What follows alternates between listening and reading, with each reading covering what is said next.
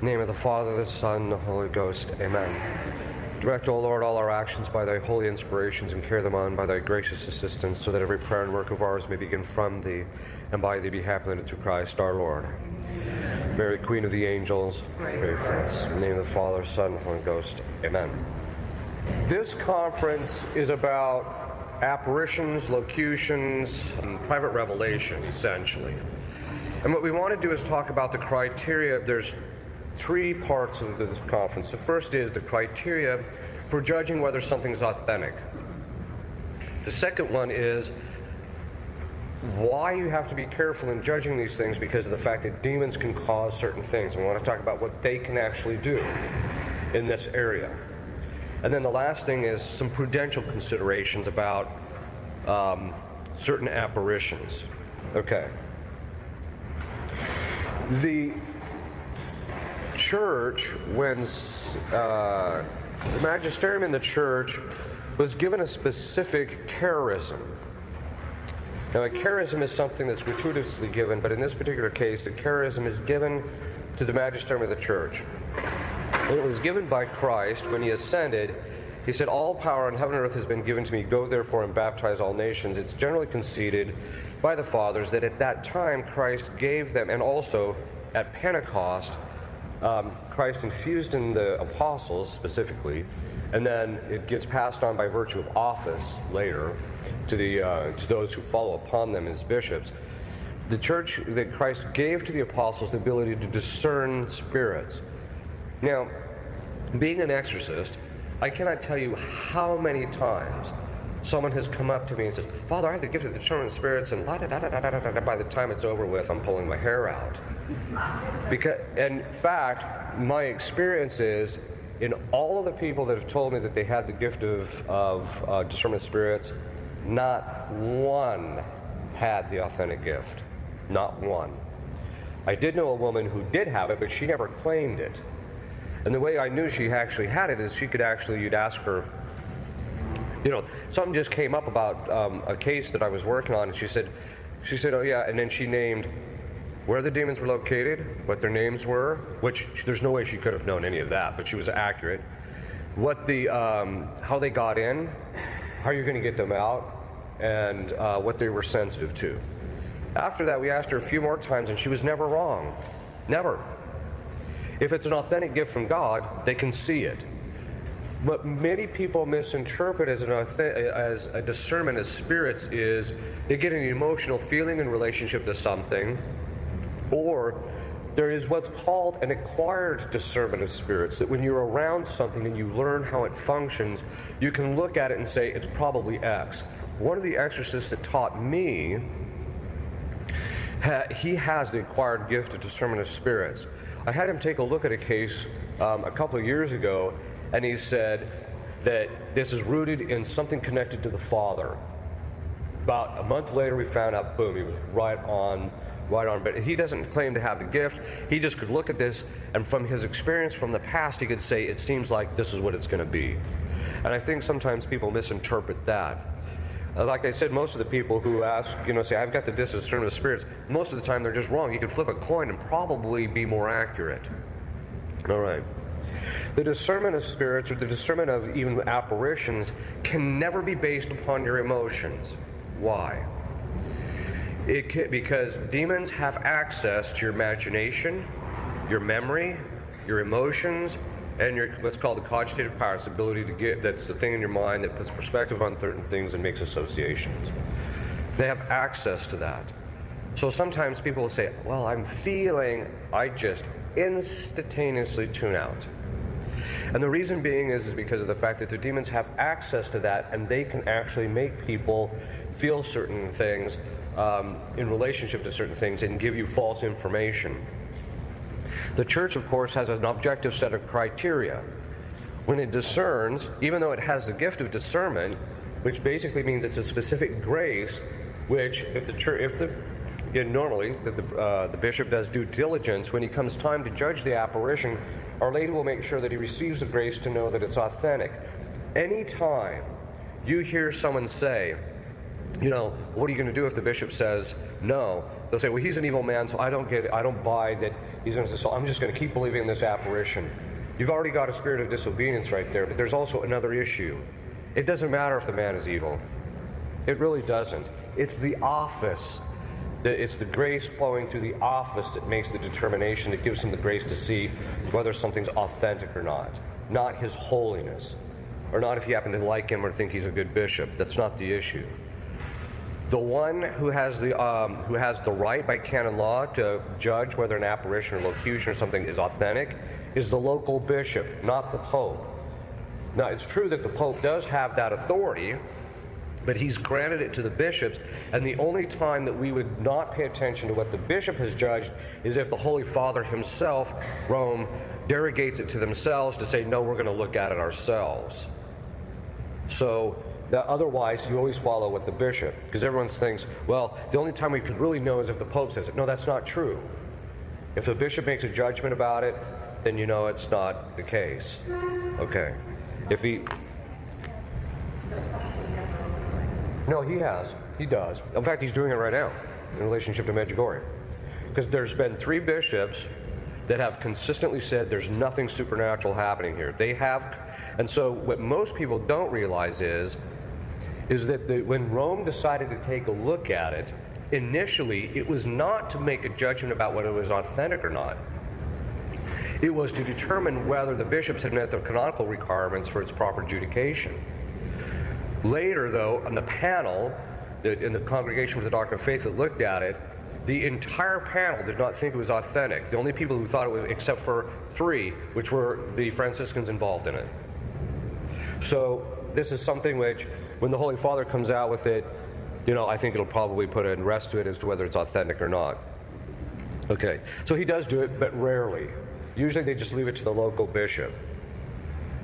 So but the church, when it judges this stuff, there is an objective criteria that the church uses to judge whether an apparition is authentic or not. So it's not just like the bishop just sits there and goes and prays and says it's not authentic. That's not how it works. There's an actual procedure that's actually done. They do an investigation. They get everything put together. A dossier is gotten together, and then the bishop takes a look at it. And there's some objective criteria, and that's what we want to talk about, at least initially. The first is any revelation contrary to dogma or morals must be rejected as false. If there is ever anything said contrary to authentic Catholic teaching, it is de facto a sign that the revelation is false. This is a very key point, because a lot of times, in fact, this is usually the way that most bishops realize this is a little wacky. Right. So, if there's anything contrary to the church's teaching, it's not the case, because God, if God is the cause of the revelation, he's not going to contradict himself. The next is that any revelation contrary to the common teaching of theologians or purporting to settle an argument among the schools of theology is gravely suspect. Now that has to be, unless you know a lot of theology, you're going to get that thing completely wrong. Well, wait a minute. There's all sorts of weird theologians who say X, Y, and Z. We're not talking about that. The term theologians refers to, more specifically and formally, in Tuus Libenter, the document Tuus Libenter by Pius IX, it refers to the theologians, which the church has always said that if the fathers of the church, that is from the time of the death of the last apostle until roughly 800 more or less, if they were unanimous on something being of the faith, it was infallible, that it was of the faith, and if you didn't believe it, you weren't Catholic, regardless of whether the magisterium had defined it or not. Then they said the same, Pius the Ninth says, the same thing applies to what he calls the theologians, which is those of the theological schools like the Dominican school, the Franciscan school, from the time of about 1100 to 1750. If they're unanimous that something is of the faith, then de facto, you must believe it in order to be Catholic. However, if they don't say that something is necessarily of the faith, but they all pretty much agree on something, then if you don't hold to that, your position is temerarious. In other words, it's dangerous and you're likely to fall into heresy. So the church is one of the criteria they'll look at is if the theologians had kind of this general opinion that this is basically the way this works, and all of a sudden this came flatly out against it, it's unlikely that the apparition is authentic. If some detail or other is in a revelation is false, it is not necessary to reject the entire revelation. The remainder may be authentic. Now that's a very important point. It's possible that there's something in the revelation that's not quite accurate, but that in the end, the rest of it is actually authentic. This also includes the fact that sometimes the visionary or the seer, the person who hears the locations, will hear or see something, but then when they report it, now normally speaking, God gives them a grace to report it with perfect accuracy. You see this, for example, at Fatima, the seers at Fatima. You also see this in the case of La Salette, that there was a very consistent, that the accuracy was something that was very clear. You see this especially with at Lourdes. Bernadette didn't even know what the words meant, but she gave them accurately each time. So there's a specific grace. However, once in a while, in something that's not essential to the vision, the person might interpret the thing and not get it exactly right. So sometimes you have to find out, well, what did you see? And that's maybe different from how the person who has it has interpreted it. The fact that a prophecy is fulfilled, now a prophecy is the prediction of something in the future, in this particular case, is fulfilled is not of itself conclusive proof that the revelation was from God. In other words, it's one of those that if something is predicted and the opposite happens, then you know that the revelation isn't the case. So, for example, if in an apparition the people were told that this particular location would enjoy an era of peace and then civil war breaks out, well, then you know there's probably something not quite right with the apparition. However, just because they say that this might happen doesn't give you an infallible indication that this is actually true. Why? Because demons, who are far more intelligent than we are, they understand causes and how causes interrelate and how causes bring about certain effects to a much higher degree than we do. So they can look at a set of circumstances, because everything that occurs in the materially created order is infused in their minds as it happens. Now they can only focus on one thing at a time, but it's all there. So they can look at all the different contingencies and all the different things that are going into a situation and realize this is where this thing is headed, and so that they can predict it, whereas human beings would have no clue that that's actually where it's headed. So just because a prophecy is fulfilled does not necessarily mean that it's authentic. On the other hand, if there's a prediction and it's clearly false, then it's likely that the apparition is not the case. Revelation concerning merely curious or useless matters may be rejected as not divine. In other words, if they're getting involved in certain things that have no impact on people's salvation or the good of people, then you probably know it's not the case. The same can be said, and this is according to Jordan Allman, which is actually very consistent among the spiritual writers who study this. They're very consistent in saying this next line. The same is to be said of those of those apparitions which are detailed, lengthy, and filled with a superfluity of proofs and reason. Now that's a very important criteria. Why do we know this to be the case? Well, let's take a look at Our Lady. If you look in Scripture about her character, she had the virtue of silence. She had it. There's hardly any words she spoke in the whole time, and they were always clear, concise, and to the point. She's not a woman who's just going to appear and just like, and just keep repeating herself over and over. And she's just not, that's just not what she does. In all the authentic apparitions which we've seen in the past, there's a lead up. There might be some apparition of an angel or something. She appears, she's quick, she's to the point, and it's over. Whereas this stuff that's just going on and on and on and on and on is generally considered probably diabolic. Probably, or human, because you can actually have human beings who actually think that they are receiving visions when they're not. And it's not necessarily diabolic either. Divine revelations are generally brief, clear, and concise. Now that clarity and conciseness is a very important point. One of the problems that I run across from time to time with people when they're interpreting certain kinds of they're giving certain kinds of interpretations to certain things, is they'll extrapolate from it and then say, well, this is what Our Lady said, and it's an extrapolation.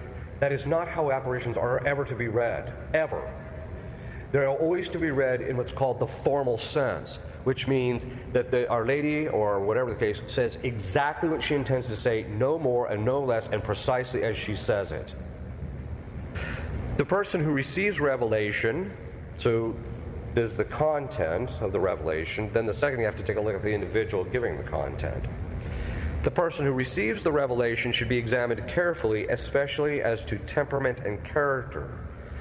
If the person is humble, well-balanced, discreet, evidently advanced in virtue, and enjoys good mental and physical health, then there is good reason to proceed further and to examine the revelation itself. So if you look at Bernadette, she wasn't very knowledgeable, but she's very balanced, very clear, very concise, discreet, etc.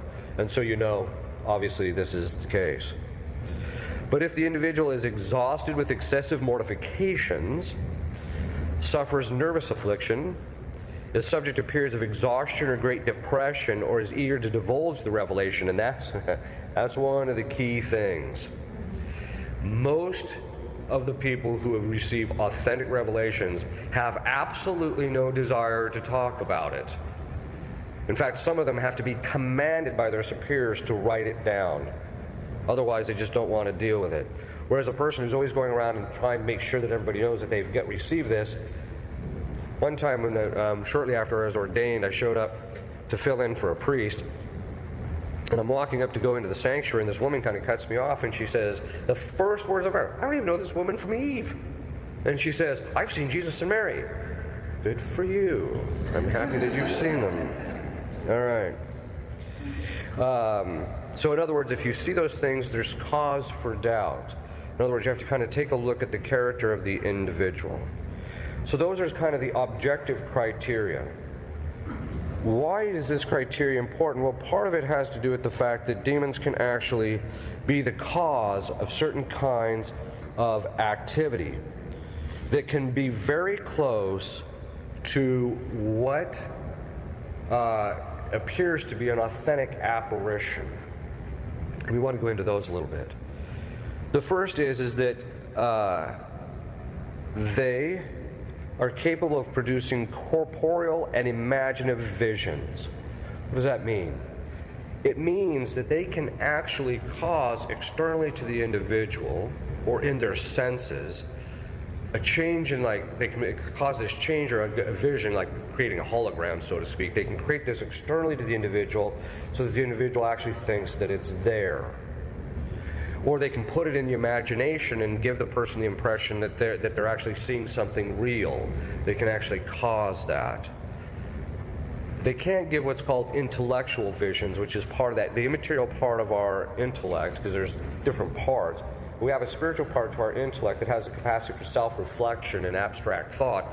That part, they can't cause visions in that part, but only in our imagination and only in our senses or externally to us.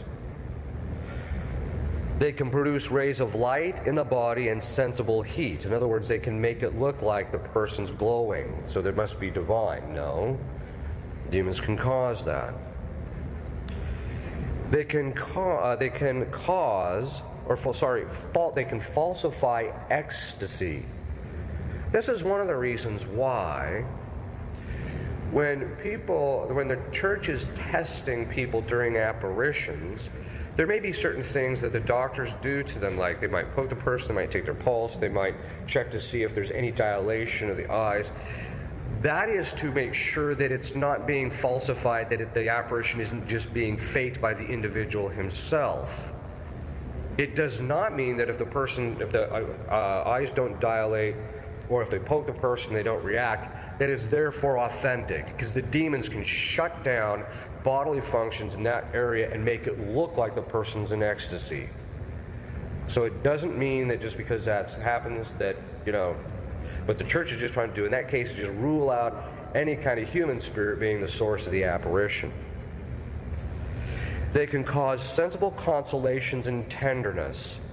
This is a very important point, because a lot of times people will come to me And let's say, Father, I need you to tell me if what you think I experienced was from God or not. Okay, let's hear it. Well, one day I was standing in front of the Blessed Sacrament. I just got this overwhelming sense of peace and consolation. And I was just looking at this, and I just really loved God, and it felt so good. Do you think that's from God? I don't know. I mean, it could be. St. John of the Cross says that if you experience those things, you make use of them to get closer to God, so that if the demon is doing it, he's kind of thwarted and he doesn't like it, so he'll stop anyway. But the demons can cause that. Now, how do you know that they've caused a sensible consolation? If it's from God, it will bring about greater virtue in the individual and peace and some kind of a purification. If it's from the demons, it'll usually bring around aridity and difficulty in obedience and things of that sort. The next is demons can instantaneously cure sickness that has been caused by diabolic influence. There are certain people who think I have the gift of healing. I don't have anything of the sort. I have nothing like that. People say, what gift do you have? Presuming that everybody's got I don't have any of that stuff. I tell people, I'm a grinder. What do you mean? Well, when I get a case of diabolic possession, I just got to grind it out. And so, and I do know some priests who have an authentic gift of discernment. Like I know one priest that had one, but he might have died already. But he could just kneel next to somebody and pray in front of the Blessed Sacrament and say, this is what you have to do, and he would give them something or tell them something, and boom, it was always right? I don't have that kind of thing. I think it's actually a good thing I don't have that kind of thing, because one of the things my goal is to actually write a book on the objective criteria that we need to recoup in this area, because too many people are getting involved in the subjective side of things and the feelings of things when demons can have influence in it. All right.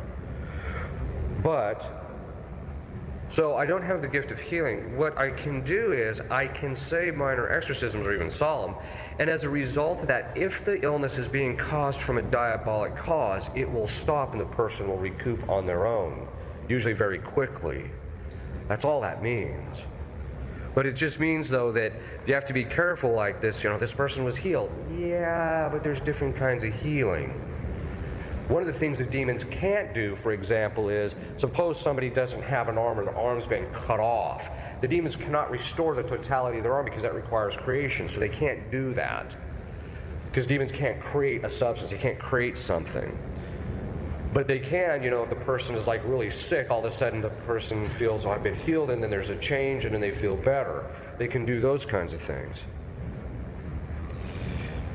They can produce the stigmata and other kinds of bodily extraordinary phenomenon, like the appearance of crowns around people's heads or the stigmata in the hands or things of this sort. So just because someone has a stigmata doesn't mean they're from God. This is one of the reasons why even the Church, the Vatican, sent an investigator, which you can actually read the book now.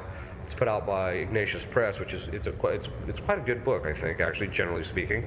They did a full investigation of Padre Pio, and in the end, the guy just said, look, there's no reason to believe this guy isn't having an authentic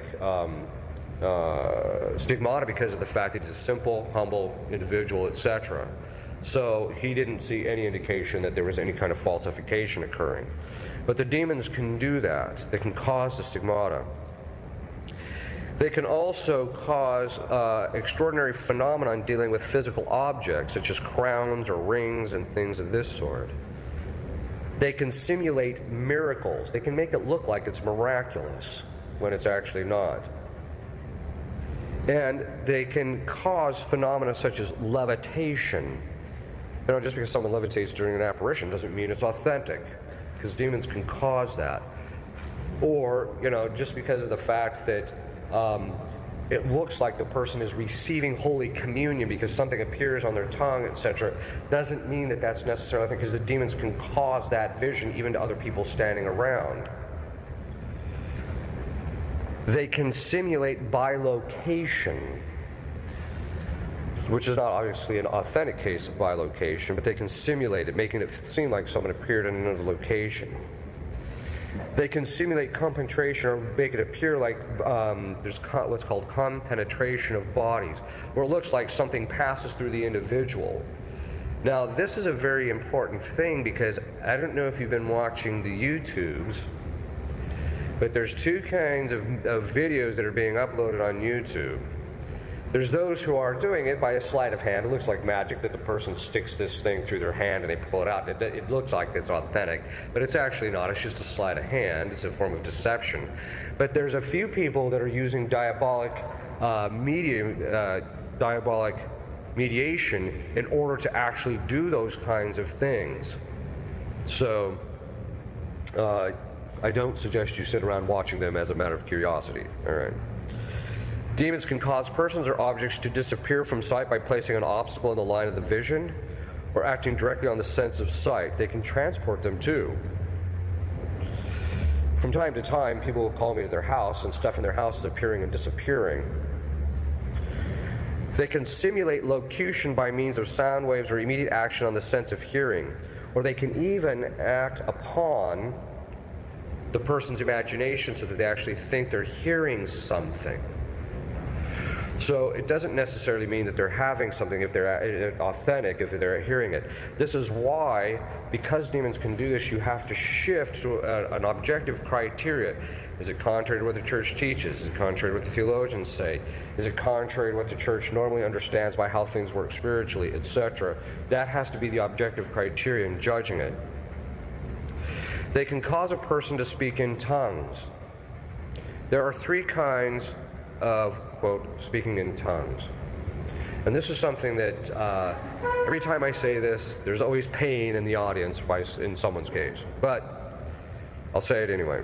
There's three kinds, and this is what the authors say. The first is the authentic kind, which if you look in Scripture, it's broken down into two kinds. The first is you speak what your language, and the other person hears theirs. We saw this with St. Peter. He went out, he preached, and everybody heard their own language.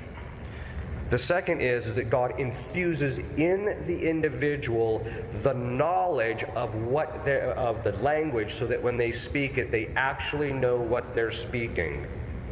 There is a systematic misinterpretation of one of the parts of St. Paul about the gift of tongues, in which they mistranslate it even. They say, in the mistranslation, they say, he says, my tongue speaks, but my intellect contributes nothing, is one of the translations I saw. That's not at all what it says. If you actually look at the Latin, which is the only version that the church actually authenticates, but even if you look in the Greek, it's very clear. St. Paul says, I don't derive any fruit from the gift of tongues. What's this fruit he's talking about? I don't get any new knowledge from it. Okay. Now, the gift of tongues does give you the knowledge to actually speak the language. The counterpart, the diabolic counterpart, trust me, I have seen this over and over and over and over again in session. The demon will insert himself, he speaks languages completely fluently, the person doesn't have a clue what's being spoken out of their mouth. That is historically, that has always consistently been until the 1960s, when the Pentecostals had an influence in the Catholic Church, consistently that was the judgment, the principle upon which they judged whether the person had authentic gift of tongues. Did they understand the language or not? If they didn't, it's probably diabolic. This is one of the reasons why you have to be really careful with that. The third kind is the human form. Now, the human form, they've actually done scientific studies of it, which is strange. They're always investigating everything, it seems, these days. But what they did is they basically took people who would start speaking in tongues, and it wasn't from a diabolic cause, and it wasn't from an authentic cause, but what it was from themselves. And the way they knew it was they found out that what they were speaking in tongues, they broke it down and realized that they were following the same grammatical patterns that they did in their own personal habits of speech. So that in point, in fact, it was just a human thing. Okay. The point being in all this is that the demons can actually cause a person to speak in tongues. They can produce bodily incombustibility by interposing some medium between the fire and the body of the individual. So, in other words, this is one of the reasons why when you're looking at an apparition, you have to be really careful about saying, well, they did this to it, it must be authentic. Yeah, look. There's a general principle. Now we shift to the prudential side of what we need to approach this on. The prudential side of it is because we are very blind and stupid when it comes to spiritual matters, and because as individuals we don't necessarily have the gift of discernment of spirits, and we may not even understand all the criteria, we are better off waiting until the church herself makes an official declaration about an apparition before we sign off on it. Now you can read it and look at it and say, yeah, it's probably the case, but it doesn't necessarily mean that you should wait, or I should say, you should suspend judgment until the church has made a judgment about it, whether it's authentic or not. This is important for two reasons. One, to keep detachment from it. Jordan Allman says in page 411 of his Spiritual Theology that you can come under the influence of the devil by the habitual practice of evil. Obviously, if you commit a lot of mortal sins, you're going to probably get whacked diabolically. So the habitual practice of evil, the seeking after charismatic graces, and seeking after extraordinary mystical phenomena. What does this mean concretely? It means you shouldn't apparition chase. Every time there's some apparition, hey, did you hear about Our Lady's appearing down here? Yeah, it goes here. Next thing you know, it's over here. So they run over here. Next thing you know, these people are just running around in circles, right? So that in point in fact, what we should do is just simply, because we don't know if these are authentic. In fact, in the United States itself, there's been cases where the church has condemned particular kind of apparitions and people feel tenaciously hold on to it. What happens is when we have a love for Our Lady, if we're not careful, people can actually seek after trying to be around in the place where she appears so they can feel like some kind of closeness to her, or to get something because they want to experience something on a supernatural level, rather than just grinding out their spiritual life in the day-to-day life. So what happens is, well, people start adoration chasing, but you can come under diabolic influence that way. But that means that we should wait until the church judges, because demons can be influenced in this area. We should wait until the church judges it, and that means we should have a certain level of detachment from any particular apparition until the church makes a judgment about it, so that when it occurs, we can accept it with ease and obedience. There's one particular apparition I've talked to people, well, what are you going to do if the church says no to it? Well, then I know that I know the Pope is wrong, or I know that the bishop's wrong, and I'm still going to believe it. That's dangerous grounds. In fact, disobedience in any kind of an ambiance of an apparition is a bad sign. So prudentially, we should wait until the judgment of the church. Now, on another prudential level, however, if it becomes clear that Our Lady is appearing someplace, I think the person should take reasonable means to get to know what she's saying. Now, we don't have an obligation for the sake of our salvation to believe in any private revelation, whether it's Fatima or Lourdes or La Salette or Akita or Betania or whatever it is. You don't have any obligation to believe any of it, and you can still save your soul. So that's true. Because it's private revelation, we're only bound by public revelation, which is what ended with the death of the last apostle. However, I think it's pretty stupid not to pay attention to it. Even though you're not required to, prudence would seem to say, look, if Our Lady's showing up and telling us, hey, we should pay a little bit of attention, Our Lady's taking the time to come over and make a visitation, so we should take a look at it. This is one of the reasons why I think, giving other things, given the fact, once you kind of have a good solid knowledge of all the areas of the Catholic faith, then you can maybe spend time investigating the various apparitions. I'm a little nervous when people spend all their time reading, about Marian apparitions, but they don't even know their basic catechism. But the point is that we should take some time to investigate it. Why did Our Lady appear at Fatima? Because she told us, I want the Pope to consecrate Russia to my Immaculate Heart, because and so that Russia doesn't spread its errors. Our culture is absolutely permeated with the errors of Russia. Feminism comes right from Lenin. He was the one who started all that nonsense. Other than Eve, of course, with her rebellion. But you got the whole thing of the feminist movement. You got the whole thing now of the entitlement program. Entitlement program is just a form of communism. People think that they should get paid for doing nothing. That's what communism is. Also, being sloppy at work, that's communism. Why? Because of the fact that look, for example, I don't know if you've noticed this, but a lot of the younger kids coming up have absolutely no attention to detail, and they could care less because they're still getting their paycheck. They don't care. And that's exactly what happens in communism. In communism, you're going to get your paycheck whether you do a good job or not. So that's why they're sloppy. That's why they have a lot of problems over there. But you just go through our whole culture, the whole, a variety of different things in our culture. The fact that, the idea that the government should be in charge of so much of the stuff within our culture violates the principle of subsidiarity, which is, again, a communist problem.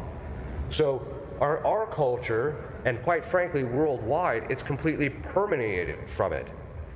So this is something to realize that, okay, look, Our Lady was warning us against something. If you don't do this, you're going to pay a price for it. So, and there's some apparitions that unfortunately the church doesn't really gain us access to. People say, well, wouldn't you like to know what's in the full secret of the third secret of Fatima? Without getting into that whole discussion. And I just said, I would forego knowing anything about the third secret of Fatima if I could read just one apparition, just one, which 99% of the people don't even know about. It's called, it was when Our Lady appeared to Bruno at the Tre Fontani in Rome, which is where St. Paul had his head cut off and it bounced 3 times and the springs came up. When she appeared there in 1947, which was 30 years after Fatima, she appeared to a guy who was vehemently anti-Catholic, who was a Mason. He was preparing a speech for the Freemasons against Our Lady. She appeared to the children at first in a cave, because he saw the children go into the cave, and when he went into the cave, they were kneeling there looking. He says, "What are you doing?" And then all of a sudden she appears to him, converts him on the spot, and then chronicles everything that's going to happen in the life of the church in the near future. So what happens? The Roman authorities get the thing, they give approbation to the apparition and bury it. It's buried deeper than the third secret of Fatima. Now we know it's connected to Fatima in some way because on the 33rd anniversary of Fatima, on the 33rd anniversary of the apparition at the Tre Fontani in 1980, they have this on video in archives, but you can't get access to it. I wish they would. 4,000 people were present at the Mass in the commemoration of it. The 4,000 people saw the miracle of the sun, the same miracle of the sun that occurred at Fatima during the consecration. So I'm thinking to myself, well, wait a minute, why can't we get access to that thing? And probably because it's pretty ugly. The point being is that Our Lady obviously appears for specific reasons, and prudentially, we should take a certain reasonable amount of knowledge, or a reasonable amount of time to take a look at it, to see, what's Our Lady telling us, because she's obviously warning us against stuff. She always shows up like a good mother to keep us from hurting ourselves, and so she's actually, we need to take a look at that. So prudentially we wait, and then when the church does give approbation, given your other duties and states in life, that you can take a look at that. Okay. We're going to stop there. They're going to collect the questions, and then we will have the Q&A. It's Trefonti. We'll start with this, and then, of course, if anybody has any further questions after we get done with these, we can answer those. What did you mention about the last apostle? Or not since the death of the last apostle. Public revelation, that is the actual formal revelation of God about those things that are necessary to believe as a Catholic, ended with the death of the last apostle. So when St. John died, that was it. Public revelation ceased. So then all the, after that, any time that Christ or Our Lady would appear is purely private in relationship to that, which means we're not bound by it. Okay. Magdalene de la Cruz supposedly was possessed at the age of 3 or a little bit older. For 30 years had church officials fooled. She then admitted after many supernatural feats that she gave her soul to the devil. How can this be when the age of reason is 7? Somebody can actually become possessed in the womb. It's a misunderstanding. Let me give you an example of how we know that to be the case. In the late 1800s in Italy, in northern Italy, there was an outbreak of possessions. And so the Vatican sent a team to do an investigation. What they discovered is that, like many Italian situations, the Italians have this kind of thing where, you know, if one woman gets mad at another woman, she'll like curse the child or, you know, do something like that, right? So these things were happening. And what's happened is that when the priests were doing the baptisms, they were dispensing with the exorcisms because they didn't believe that a baby could be possessed or influenced from the devil. It's just simply not the case. As I've mentioned, I actually had a case of a child who was possessed at the age of 10 months. My nickname for this little girl was Chucky the Doll. That thing was unbelievable. When the demon would manifest, all this, I mean, you literally had to hold the thing out like this, because if you didn't, when the thing would manifest, the face would change. It's 10 months old. It hardly has any motor coordination at all, and it was literally trying to gouge your eyes out. So the point being is that they can be possessed that young, and so you have to be careful. Make sure you get your kids baptized, and that the exorcisms are actually done. Regarding private revelation is lack of... Yes.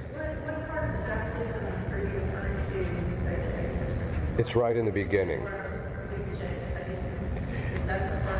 That's actually done on the side of the... it's done on the side of the godparents in order so that they know that the child will be raised Catholic and that they are going to do what they need to do. That's actually not, no, there's an actual set, in the old rite there's a threefold exorcism. In the new rite there's just one, but you have to make sure the priest doesn't dispense with it. And a lot of them have been doing that. So, regarding private revelation, is a lack of discretion a sign of a lack of authenticity? Yes, it can be. If you look at the seers, like the three children from Fatima or Bernadette, or you look at the children, generally speaking, they have a grace to have a great deal of discretion and prudence. In fact, almost in an extraordinary fashion. Whereas when they don't, that lack of discretion is probably a sign that the person is either following their emotions or that there's something disordered there. Should people discuss their own private spiritual matters with anyone but their spiritual director? It depends. If you're looking for counsel, I'd say, stick with a priest or a spiritual director. If you're talking about, generally speaking, I think that you shouldn't really do too much revealing of what's going on in your interior life with other people unless in some manner it's going to help them. But that should be rare and few and far between. I'm always a little nervous when people are always talking about their own spiritual life interiorly to other people. How much credibility should people give to dreams? What about people who go around telling others about their own dreams or claim to interpret other people's dreams? I would ignore every single thing that person says, literally. Dreams can be from three causes. There can be dreams actually from God authentically, but they're so extraordinarily rare. I just tell people the advice of John of the Cross: ignore it. Because first of all, you don't necessarily know if it's from God or from the devil. So the best thing to do is just ignore it. And if it's God, if it's authentically from God, he's omnipotent. He'll get out of you whatever he wants, regardless of whether you pay attention or not. Whereas the devil can only get something from you if you pay attention to it. And this is one of the reasons why they cause dreams. So the first is God can be, but it's exceedingly rare. The second is that the devil can cause it, or demons can cause dreams. And there's certain characteristics that you'll see in the dreams. They're usually very vivid. They're like watching a movie. They follow a specific arc. There's a certain logic to the whole thing. They don't necessarily have to seem evil or anything like that. They're sometimes kind of weird. They'll very often leave you waking up exhausted and tired, or a little bit emotionally shaken, but not always. The third one is from ourselves. So we can have our own selves as the source of the dreams. Now, given that's the case, we can't be certain where the dreams actually come from. So I tell people, ignore them. Just ignore it. You don't need to know. If God wants you to really know something, he can do it outside of a dream. What does a layperson do when someone is claiming to have private revelations, but the layman has serious doubts about the authenticity of the visions?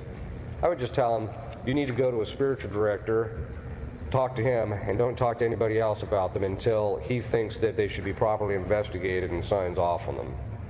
That's what I tell him. Like I said, I'm always nervous when people are kind of running around, always trying to say, Jesus spoke to me and he said this. This is one of the reasons why when people say, well, Jesus said to me, or the Lord said to me, I'm like, well, wait a minute, did you hear a voice, or did you hear something else, or what was it? No, I just got this grace. Okay, let's be more precise in how we're talking here. So I'm always a little nervous with, especially with some of the Protestant preachers. Jesus said to me, really? Are you hearing his voice? And by the way, if you're hearing voices, maybe we should talk a little bit. Okay. How do you know if you have possession? Most people who are possessed know there's something not quite right. Now, it doesn't necessarily mean that they're hearing voices, although they could be. It doesn't necessarily mean that they feel anything interiorly. They just know that that there's something not quite right with them. Possession the demons don't always manifest themselves in possession in a preternatural way until you get to sessions. What does that mean? One case that I worked with a woman, she had been possessed since the time she was 6. And didn't know it. All she knew is that after that she was never quite the same, and then through her teenage years she was just rebellious. And of course there's all these problems, and when she came to me, she was suffering from a particular kind of a difficulty that seemed to be kind of coming and going. And I said, there's this blessing, let me give you this blessing. And so during the blessing, I did it with her about 3 times, and then there were some things that were kind of like, this is looking like it's a manifestation, but it's not preternatural. At least it's something that some human could fake, but it could be. And then later, boom, he did manifest. She didn't even know it, that she was possessed. But usually people who are possessed will actually know it. Now some people say, well, I used to be involved in Wicca. How do I know I didn't become possessed? Well, there's a very simple way. Demons are showmen. They can't hide themselves. They just have to show up, right? Because they're so self-absorbed. So what'll happen is at some point they'll kind of rear their ugly head. And so I'll tell people, well, after you did that, did you feel different? Did your life change after that in a way that you just were never quite the same? And if they said yes, then okay, well then maybe there's something there, maybe. But the ultimate way that you can only really know if you're possessed is you have to have a priest pray over you and see if he can force it to the surface. If there's nothing there, it won't surface. If it does, buckle down. Okay. Are fairy tales okay? When would witches and fairies be good to have in stories versus dangerous? Okay, first, fairy tales, it depends on what you mean by fairy tales. We're just talking about real fairies. I would say, not until the kid gets a certain degree of discretion. But you can use fairy tales in the sense of things that are children's stories that are fictitious, that might involve creatures that aren't real, for the sake of teaching the child some type of moral lesson. There's nothing that says that you can't do that. Obviously, you have to take, well, there's not really, there is no real truth fairy. So, eventually at some point you have to explain to the child that it's not there. When it comes to witches, it depends. I mean, like in Hansel and Gretel, that whole thing. I'm like, well, I don't have a problem with that story if someone wants to read it to their kid. I mean, even though there's a witch in it or there's other things in these things, I don't have a problem with that as long as the witch is portrayed as this evil person and there's not these real spells being done in the book, and etc. So it just depends on it. I think that what's happened is in the past people didn't pay that much attention to it because most of that stuff was, it wasn't that dangerous. It wasn't dangerous.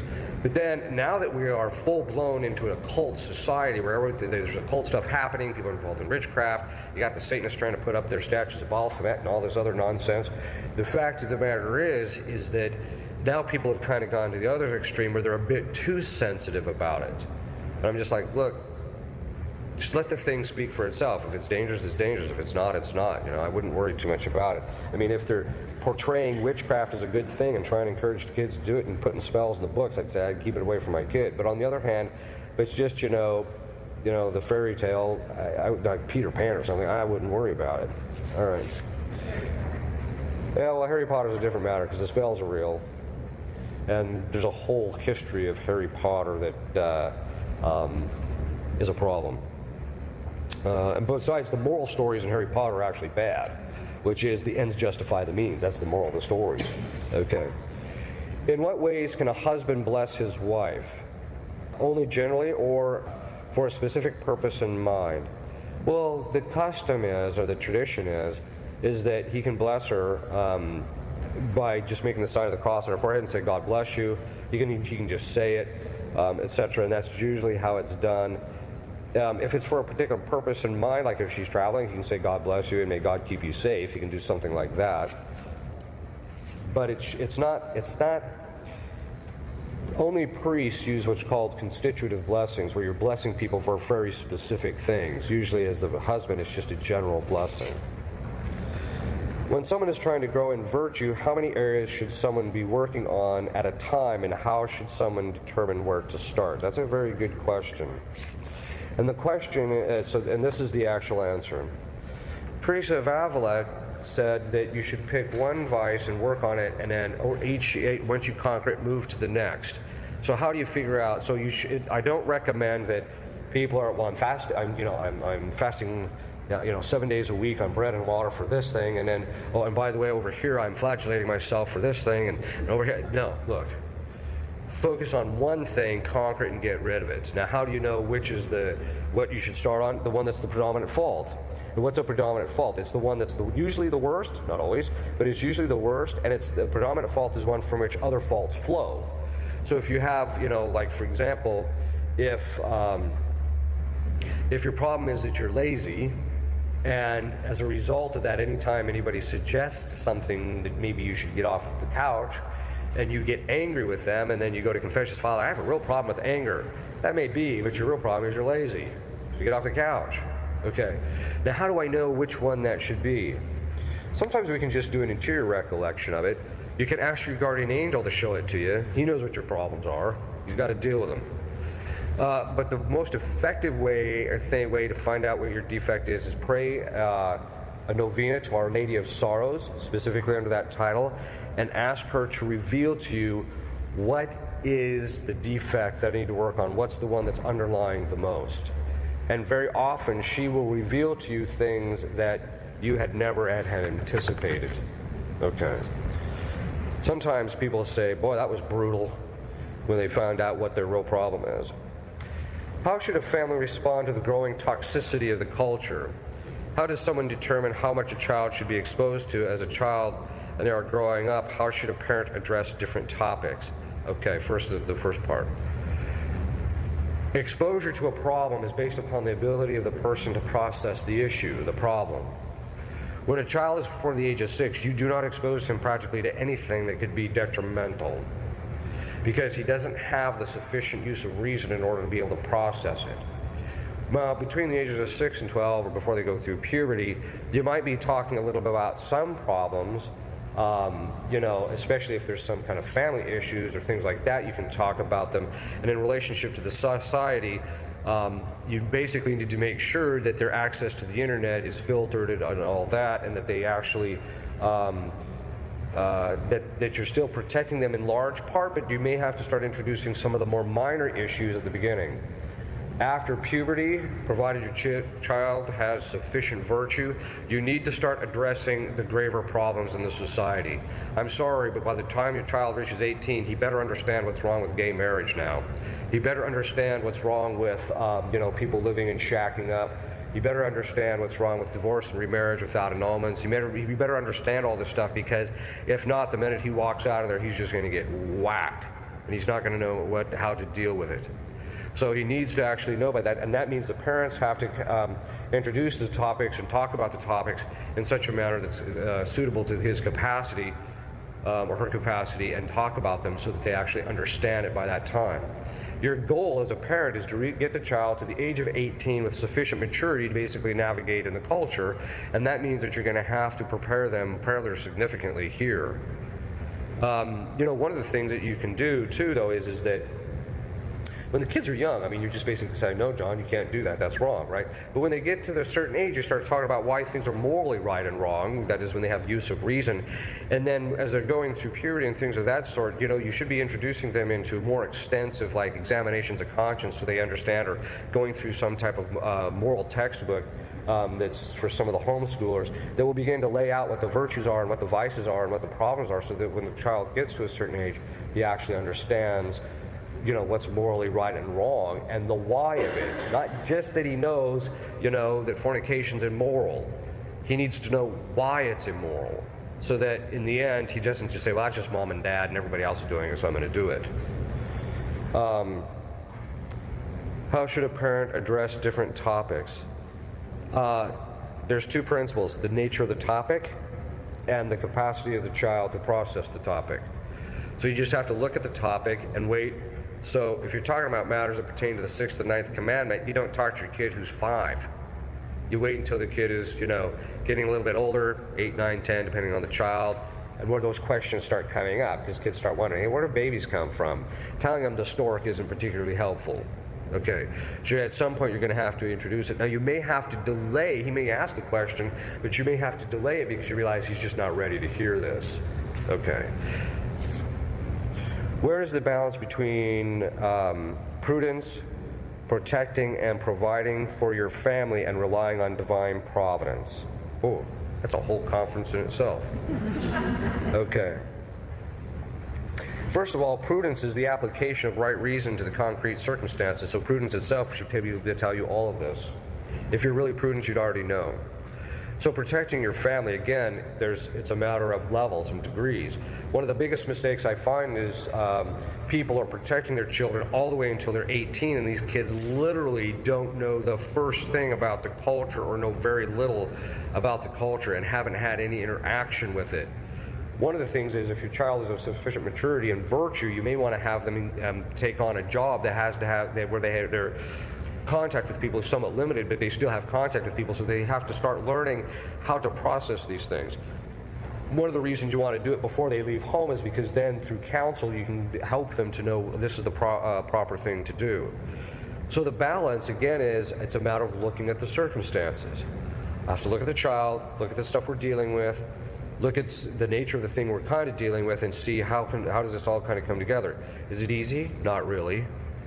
But if you ask God for the grace to do it and depend upon Him, He'll let you know. As far as providing for your family and relying on divine providence, the church has always said that you can expect that if you're baptized Catholic, that God will provide ordinary graces through the course of your life to save your soul. And the same applies to your children. So you can rely on divine providence for the ordinary things of life, basically. But when it comes to certain things that are extraordinary, you are not to presume that God will give you the grace in those times. So you don't take your kid who's 14 and throw him in a brothel and say, God will provide the grace for you to navigate this situation. That ain't going to happen, right? Okay. The point being is that you have to develop prudence. But that's why I was mentioning last night. Prudence is developed by never sinning. The people who never sin, in my experience, can usually fall upon the right thing. And being faithful to grace. God will give you the grace to see what's wrong as long as you depend upon it. But if you try and control it, He's not going to give you the grace, because He realizes there's no point in throwing pearls before swine, because you're not going to accept it. What are some of the most common pitfalls for women?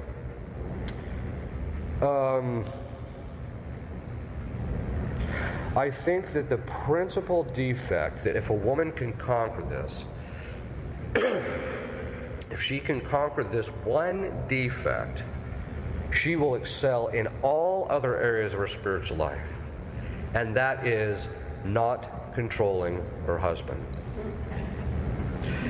Because the controlling of her husband is the violation of every moral virtue. Every moral virtue. It's against prudence because you're not the head. It's against justice, you're usurping his authority. It's against fortitude because you're basically following the weakness of your emotions and wanting to control him to get out what you want out of him. And it's obviously against temperance because you're trying to indulge yourself by making him do what you want to do so you feel good about yourself. So if a woman can conquer that, there's no other area of her life that she can't conquer. I've seen this over and over again. Women who manage to conquer that and just give that up, their acceleration into holiness is so rapid, it's just astounding. And you can tell it because they're peaceful, they're happy, etc. For men, I think that there's two things that men have to, I think, primarily work on. I think they have to work on avoiding effeminacy, being soft, which you heard me give the conference here, which, by the way, has turned out to be quite the conference on the internet. Not to be bragging, but it was just one of those things where everyone's like, how come we've never heard this before? And I'm like, this isn't rocket science. Okay. The second thing is chastity. Most men suffer from difficulties in the area of chastity. And so if they can conquer that, those are the ones that they can really advance in the most rapidly. What should a man do who has grown up without good role models but is trying to understand what it means to be a man and how to do so? Well, listen to the conference I gave, but also Fulton Sheen talks a little bit about the maturation process in one of his conferences. I also think when it comes to role models, what you have to do is you have to start reading the lives of the saints and other people who are heroic so that you get a sense of it. If you don't have it in your own life, then you need to learn self-sacrifice, which you learn through the martyrs and through saints or through men who went to war, went to battle, or the saints who, or the guys who did things that were, quite valiant. That's how you learn that sense of self-sacrifice. When it comes to being responsible, you basically need to find a prudent man who takes good care of his family, who loves his family, takes good care of them, provides for them, etc., and so that he can actually help you to see that. But if they don't have any role models, you got to dig the role models out of the textbooks. Okay. What did you say was the name of the apparition that occurred in 1947? It's the apparition of the Tre Fontani. We don't know what Our Lady's title is when she appeared there because the whole apparition is literally sealed. So we don't know. Why haven't any of the popes consecrated Russia? I think there's a whole variety of reasons. Some of it boils down to the fact that the Russians, the communists, the rumor has it that the communists threatened persecution of the priests if it was done. Sometimes I think it was done just through human respect. At a certain stage, I think now, in the post-conciliar, I just don't think they believe it. I don't think they believe in the apparition, frankly. Or they don't believe you have to pay any attention to it. So I think I think there's a whole variety of different reasons.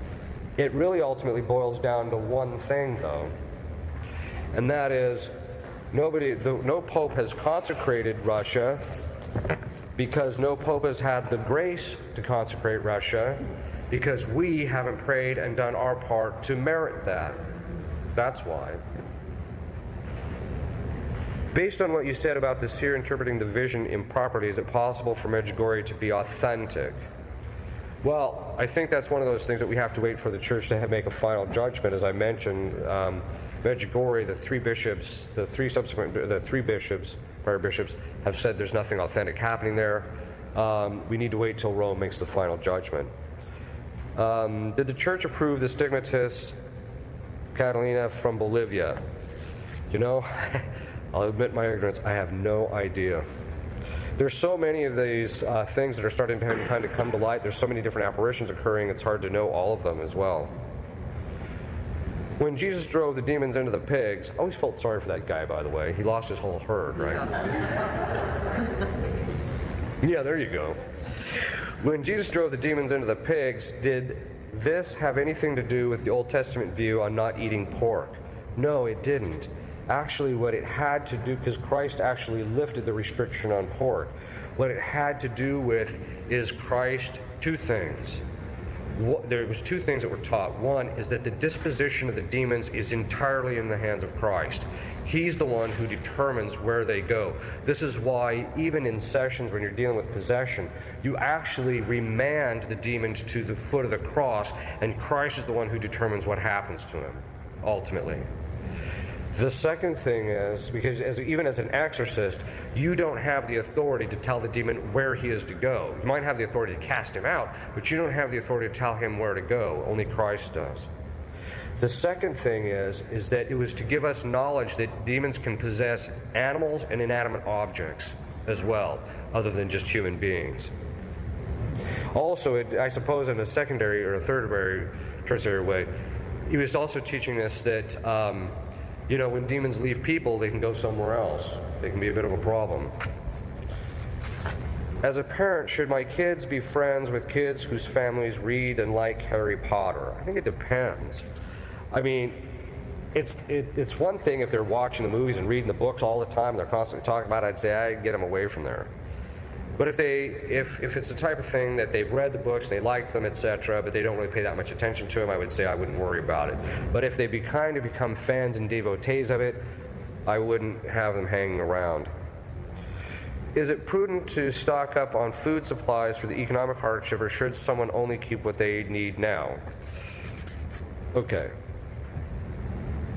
There's two parts to it. The first is that you have to trust in the providence of God regardless of whether you got food or not. And why is that the case? Because you don't know if you are going to suffer the full effects of the chastisements, or what degree of the effects of the chastisement that's coming down the pike. You don't know. So ultimately, then people say, well, should I have food? Well, I think you should have a certain amount of food anyway, just as a matter of prudence. I mean, if the power goes out for 6 weeks or something like that, or something happens and there's no food that's brought in, you better have something. Should you have food for a year? If you can afford it, yeah. You're going to have to rotate your stock out, etc., and make sure, unless you buy those ones that are good for 25 years. But you should have some. I think it's generally prudent, given the nature of where things are headed. But my point is don't think that by having the food that you're safe. That's the thing. For two reasons. One, when people see you aren't starving, you better have ammo along with that food. The second thing is you better be sure that you recognize that, something could happen. You could be traveling on a trip somewhere and all of a sudden, poof, up goes the nuclear weapon and all this food sitting in your house for your neighbors to eat. All right. So having that stuff, it's a good precaution. Just don't think it's going to make you safe. Is ballet okay? Ballet, okay. I know it is fine art. That's what I was going to say. As an art form, it's fine. But is there a problem with modesty? It depends. It depends on what they're wearing. As far as all that goes. Are there certain motions that they make? Maybe some of them. But I think if they're dressed modestly, it's not an issue. But it's really all about the principles of modesty and how they would actually apply to that. I'm personally not that big of a fan of although I do have a certain admiration for people who can stand on their toes like that. All right. In regards to the 6th and 9th commandment, when you do start talking to a child about, when do you start talking about the child dressing modestly? Pope Pius XI said, at the tenderest years. You know what year that is? 2. You start like, for instance, everybody's seen this. Little kid, he's 2 years old. Usually it's a boy. The girls don't do this, but usually the boys will all of a sudden, you're cleaning them up. All of a sudden, boom, they bolt out and they go running around the house naked, right? And you're like, okay, look, you got to tell them, no, you don't do that, right? So they start. As far as the church is concerned, especially with girls, you should start teaching them to be modest immediately. That is, as soon as the child gets to the point where they can start dressing themselves or has any sense of dressing themselves or being dressed, you need to start teaching them very young. Just tell them. Now, obviously, the reasons you reveal behind that will get deeper and change over the course of time. But immediately, you just say, no, we don't do that, at least initially. And that's a really important point, because I find that if it's engendered in the younger years, there's already a sense of it even in the older years, even if they're not following necessarily. They're in the back of their mind, they know this isn't right. What are the common American behaviors, beliefs that most faithful Catholics should not easily recognize as sinful?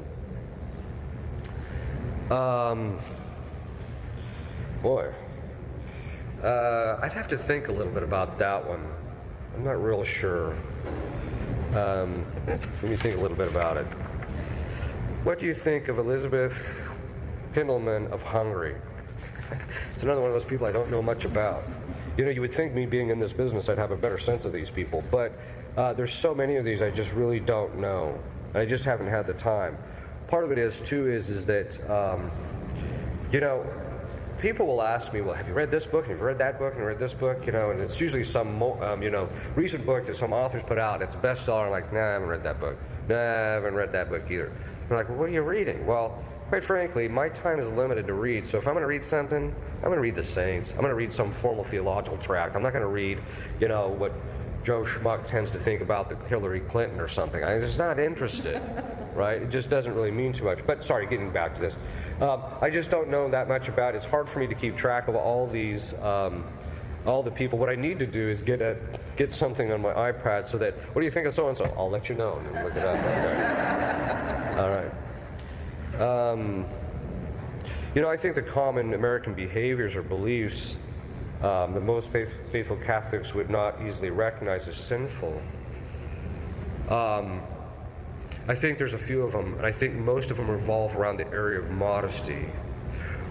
That's putting aside that I think that I do not think that the primary American vice are sins against chastity. I think that the primary American vice is greed, which is why we are slowly becoming communist. When the economy is the most important topic of discussion among the politicians, we have already ceded to the communists their principle. That's a problem.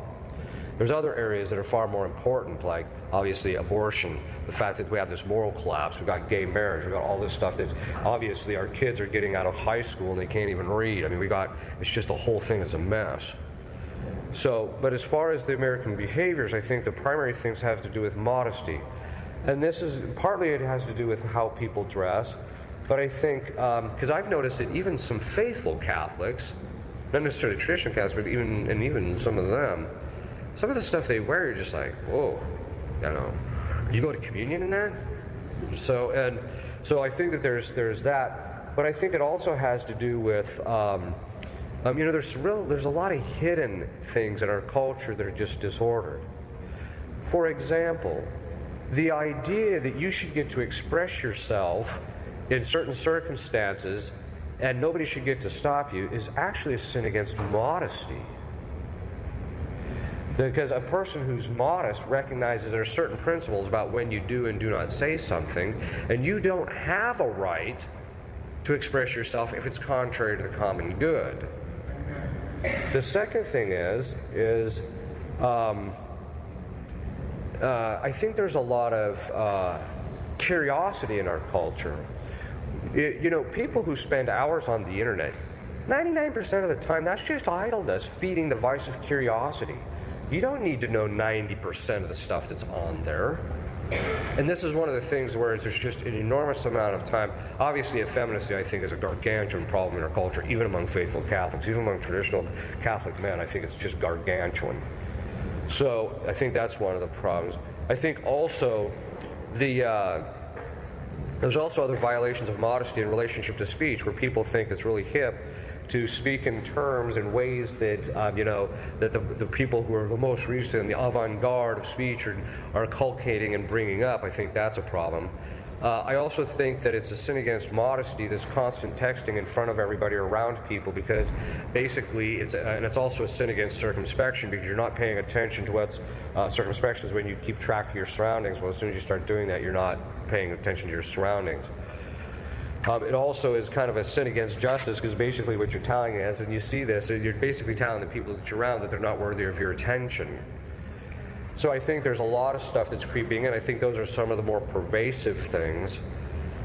I think that some of the hidden things, which I know as a priest and as an exorcist, that are huge, that a lot of people don't seem to understand or know that is actually there, is that the amount of sex in manners that are contrary to nature among the people under the age of 18 is so huge and off the charts that most people would stagger if they knew how bad it was. So that's a huge problem in the lurking that's coming down later. Obviously, the problem with pornography. In this country, at any one given time, 50% of the bandwidth that goes through the internet is pornography. So there's other issues. Another issue that's lurking in the background that's going to come to really bite us is the number of kids under the age of 18 getting involved in the occult. And I'm not talking just dabbling. We're talking seriously getting involved in it. So there's certain problems that are coming up on the horizon that unless God punishes us or corrects us, I think it's going to be a problem. When during a discussion someone starts pointing out specific people as examples of how people should not act, what should the listener's response be? I think it depends on the individual they're pointing out. You really shouldn't act like St. Augustine like he did when he was younger. There's nothing wrong with that. Okay. Whereas if it is, if someone says, I have a real problem with anger. Yeah, you don't want to be like Joe Schmuck next door. That guy's so obnoxious. You should see what obviously not. In other words, if it's public knowledge about a person's behavior, you can point it out, and there's not necessarily any sin involved. But the one thing you want to keep in mind is this. St. Thomas says, St. Thomas asks a question, can you say something bad about somebody? And he says you have to meet 3 conditions. You may do so if you meet 3 conditions. 1, it has to be just. It can't be worse than it is, not necessarily less than it is, but you can't exaggerate. It has to be proportionate to what he actually did. Second, it has to proceed from charity, which means it's actually for the spiritual betterment of yours or for the person you're telling. Third, it has to be necessary. And that's the one that most people don't get. I love this when people come in and they'll say, Father, I don't mean to gossip, but I want you to pray for I'm only telling this because I want you to pray for so-and-so, and then for 20 minutes they're trying to tell you everything this person's done that's wrong. I don't need to hear that. All you need to do is come in to me and say, Father, would you please pray for so-and-so? Sure, that's all I need to hear. So you only need to know. Now, there's certain times you may need to tell them. So, for example, if your daughter is dating some guy who's just evil, you have to sit her down and say, he's just evil. So, and that may be what you have to do. But generally, just as a general rule, make sure you meet those 3 requirements, and then you're okay. Okay. Any other questions before we wrap it up? Yes.